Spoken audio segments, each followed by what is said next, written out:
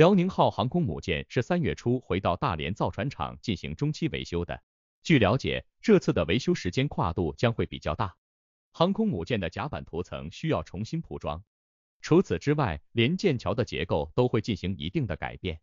还包括舰体内部的一些电传系统也要进行相应的升级和改造。据初步的估算，至少需要半年左右的时间，也就是一直到2023年的9月底，这艘航空母舰将无法执行任务。近期笔者注意到香港文汇报发出的消息，在消息中我们可以看到辽宁号航空母舰已经静静地停在大连造船厂的港口中，甲板上已经明显出现了施工人员专门使用的工棚，而且重型起重机也已经开始工作了，看起来中期维修工作已经开始了，只不过在现场并没有看到太多的人员，有可能是正在内部工作。对于这次航空母舰进行中期维修，很多朋友认为时间有点太短了，因为辽宁号航空母舰从服役到现在也不过是10年左右的时间，服役了10年就进行中期维修，对比美国的核动力航母22年左右进行，中期的时间段确实有点太短了。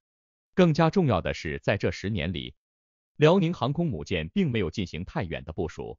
对于这个问题，笔者在之前的文章里有过相应的分析，我国极有可能已经把航空母舰的中期维修提前了。这并不是因为航母本身的问题，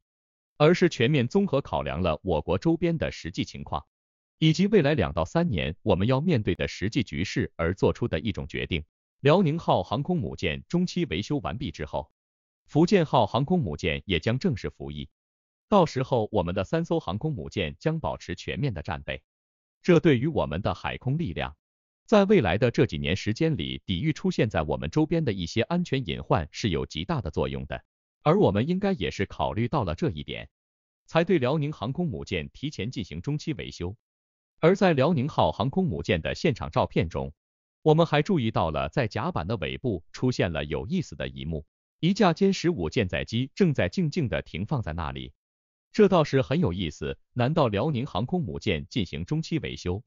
连舰载机也要跟着一起进行保养升级吗？其实现在的辽宁号应该只有这一架舰载机存在了，不会有大批量的飞机仍然存放在机库里。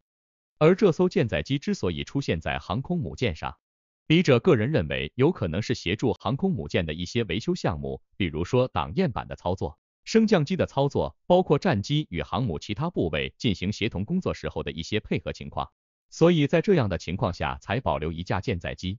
而除此之外，网上现在很多网友认为辽宁航空母舰极有可能增加1到2条的弹射系统，不过目前这则消息没有得到任何权威的确认。而如果确实有可能的话，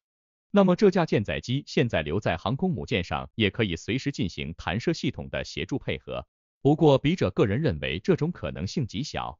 因为如果要在滑跃起飞的甲板上加装弹射系统的话，对航空母舰结构的改变性实在是太大了，应该没有太大的必要。不知道大家是否认同笔者的这个看法？